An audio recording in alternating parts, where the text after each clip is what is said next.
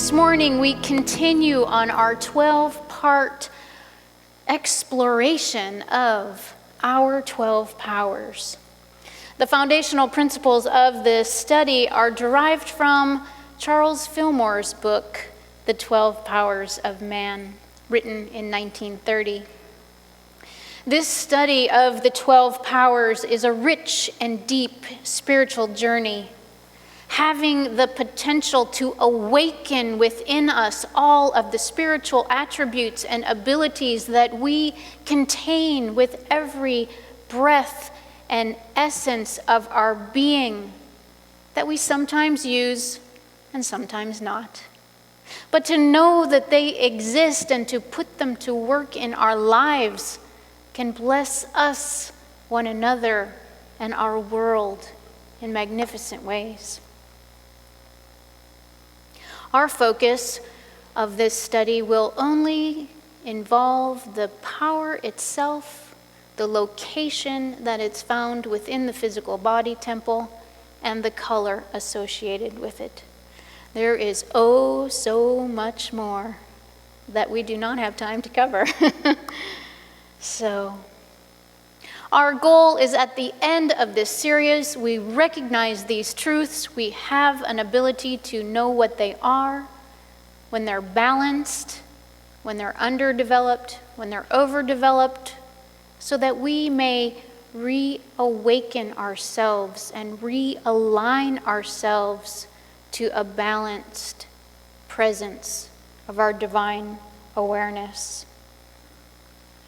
So 2 weeks ago, we explored the attribute of love. Love is the ability to attract, unify, and desire. The ability for unconditional acceptance and forgiveness. We each have that ability, regardless of how hard it may seem when we are trying to use unconditional love and forgiveness. The metaphysical meaning of love is the pure essence of being that binds together the whole of humanity, the universe, and everything in it. We can't help but want to connect with one another in a greater way. That is the power of love moving in and through us. Like magnets, we're drawn to connecting. It's the number one reason people come to church. It's not for the music, not for the message, not for the meditation, but for the community that we are, the power that we are when we're in the presence of one another. It feeds us in a way that nothing else can. That's why you're here. In case you didn't know. So each week I've also given you a homework assignment to be mindful of how it is you are using each and every one of these spiritual gifts and attributes. And so regarding the attribute of love, you've had 2 weeks now to work on this one. Did you recognize the innate energy of divine love at work in your being? Did you recognize it was harmonizing you with what you desire for your life? Were you drawing things and experiences and people to you to bless your experience? Or did you notice yourself being stingy with your love? Sometimes we can be stingy with our love. It's no longer unconditional. There are conditions. Oh yes, I'll share my love when that person acts and behaves the way I want them to, but not until. Or, oh yes, I'll share my love when I have this already in place and my to-do list is done. Well, I can advise you that I don't think that ever happens. Love freely. Love joyously. Love in an expanded way of giving. Love like the sun that shines, for the pure enjoyment of shining. The way the birds sing, they don't sing because they have something wise to tell you. They sing for the pure enjoyment of hearing themselves sing. Yes, they sing to one another too, but it's just for the fun of it. When was the last time you did something just for the fun of it? That's part of your homework this week. So expressing our love freely and openly is a gift to ourselves and to others. You could put your love in that jar contained conditional. It's not quite as much fun. Each week of our series, I have also encouraged you to identify one growth aspect that you are working on in your personal life to apply the process of our exploration to. And so today, we will learn and discuss and explore and apply for this week the spiritual attribute called power. Power is also called dominion and mastery. Power is the ability to master, to dominate, to control our base senses, our human senses, our thoughts, our feelings, and our beliefs. Charles Fillmore shared in The Revealing Word that the metaphysical meaning of power is man's innate control over his thoughts and his feelings. It's a quickening of on high that must precede any realization of dominion. In Acts chapter 1, verse 8, it says, "You will receive power when the Holy Spirit comes to you." Don't forget that holy is also spelled W-H-O-L-E. When the whole of your spirit is unified, you will receive the attribute of divine power. When you are whole and connected to the power, to the source of your true nature. It's not a lofty idea, it's a complete idea. Back to Charles. The one mind and body of man have the power to transform energy from one plane of consciousness to another. We manifest things all the time in our lives. This power and dominion was implanted in each of us in Genesis.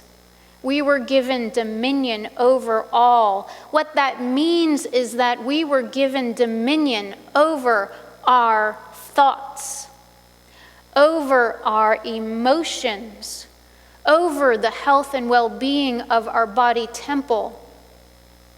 Not control over anyone else. The only person you can control is yourself. How many of you have learned that the hard way? Yeah, every hand in the room is up. And so our mind is where we do our most sacred work.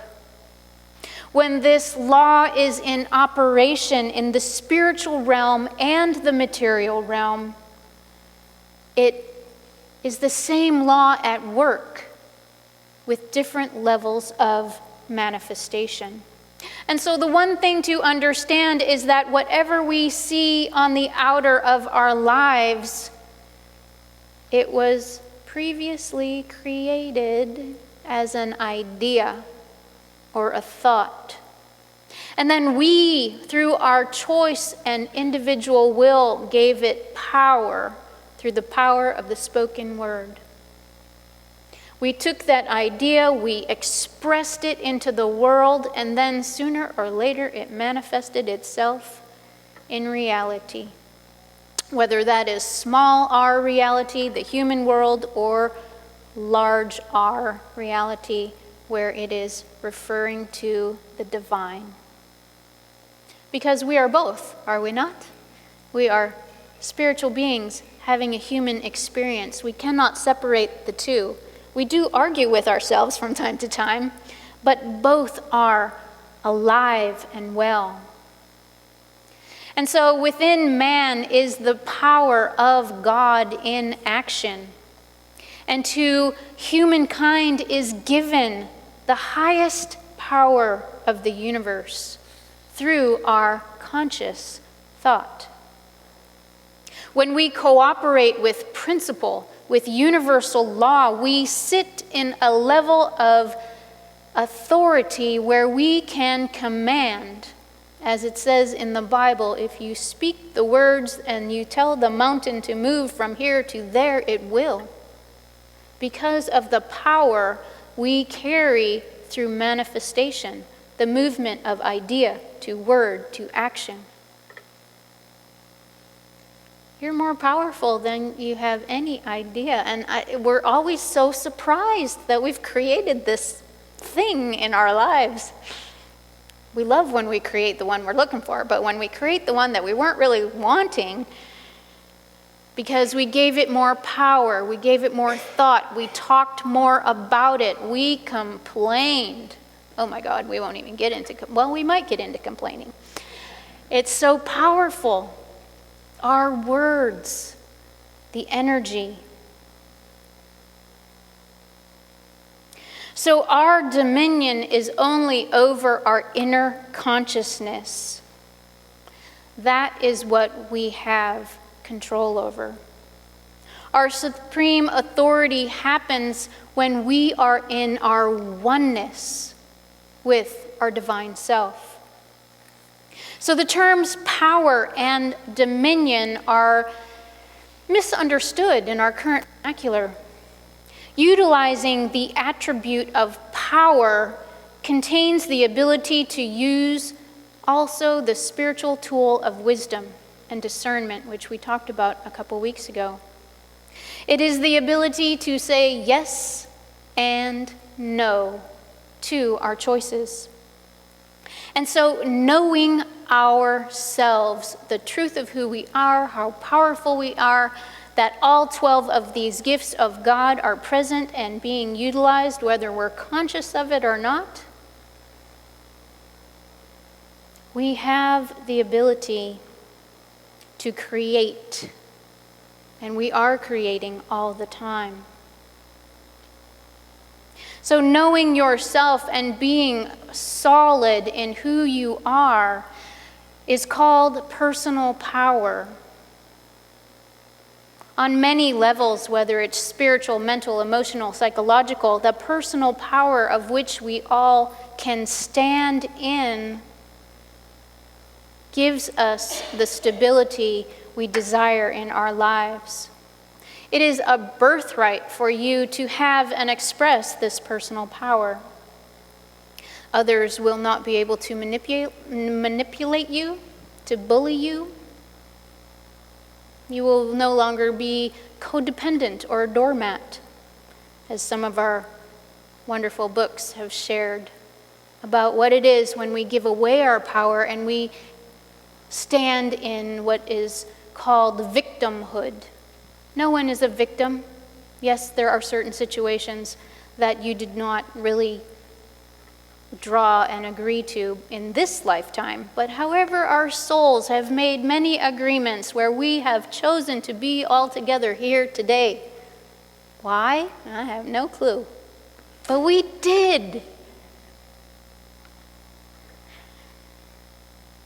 So know what it is you believe. Know who you are at the core of your being, and stand in your personal power. Now, personal power is drastically different from being power hungry. Power hunger is controlling others with negativity and selfish thoughts and domineering behavior. We've all probably experienced that in our lifetimes as well. Parents are not considered power hungry by making rules and guidelines to keep their kids safe. Although, as a young person growing up, didn't you believe that that was true? So we have empathy for our young ones following rules and guidelines. The term mastery is really the closest word to the intention of the attribute of power. It's our ability to master our thoughts, to master our emotions, to become master over our human self. Some of you may recall Jesus rode a donkey, a colt, into Jerusalem because that represented the untamed wildness of human nature, metaphysically. And so when we have the ability to master our human side, we can stand in our personal power.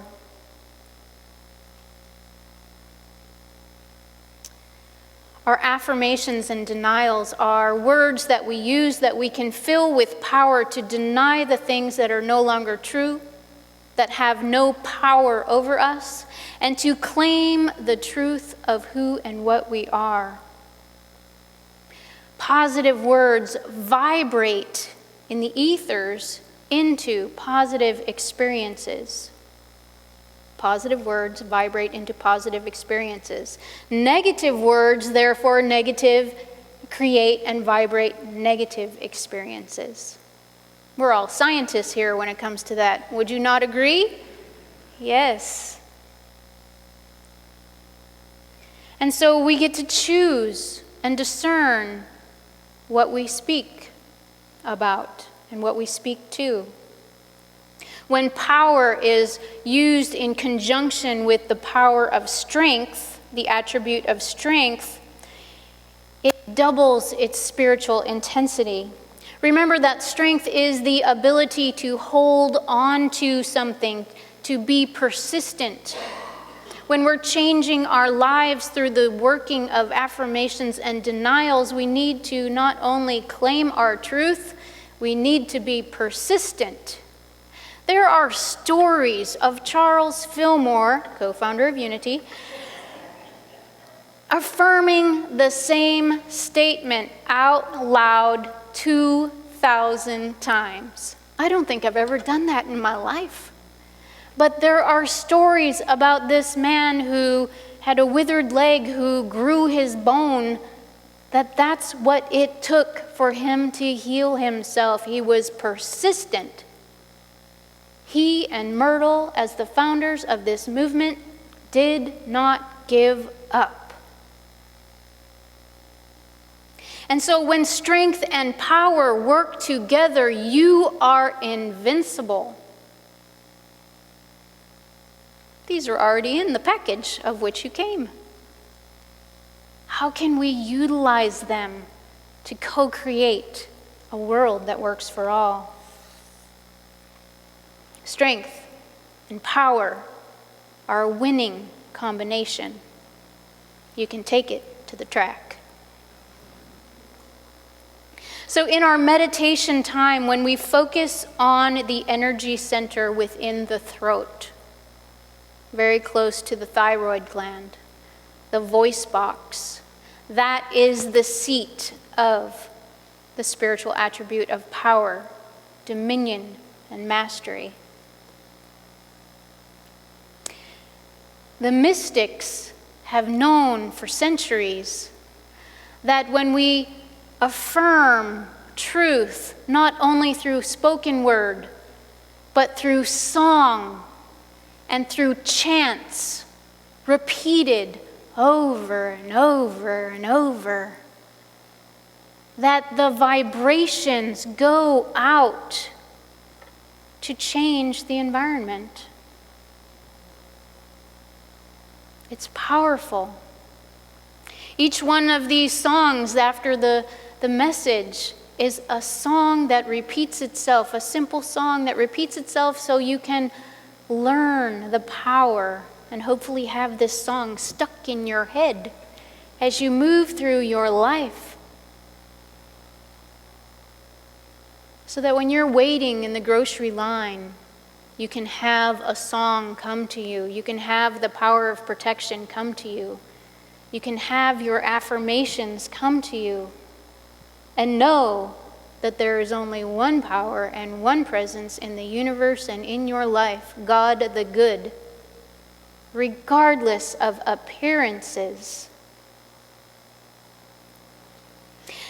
So power in a balanced expression is the ability to master yourself, to dominate yourself, to control yourself, nobody else,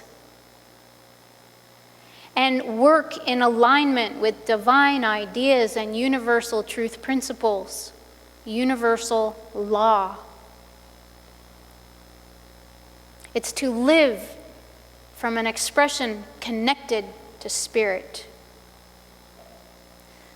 When it's underdeveloped, it shows up as an individual who cannot really complete or master anything. They have little ability to grasp ideas and concepts, let alone apply them. They could be wishy-washy or live in a way where they don't have control over their own thoughts, words, actions, and life. This is what happens when someone is a doormat in a codependent relationship. Their personal power is underdeveloped. They just need some support to know what they have within themselves. When the attribute of power is overdeveloped, it shows up in the ability to master ideas and concepts and plans. However, they also think everyone else in the room should have the exact same ability. And so it comes off as egotistical and domineering. But that's really not their intention. They just have a higher grasp and are over the top in this attribute. And so they need to know that they too can balance this gift with the consciousness of the divine to return to a level of balance. And so the question comes to each one of us. How am I using this innate gift, this God-given ability? How am I using this gift of power? This is your homework question for the week. You get to ask yourself, am I using this mastery of power to live a connected and centered life in alignment with the truth of my nature, the Christ presence? Am I allowing unlimited good to flow to me? You get to ask. If not, why not? You get to ask, do I claim that the power of the universe flows through my mind, my thoughts, my expression, my emotions?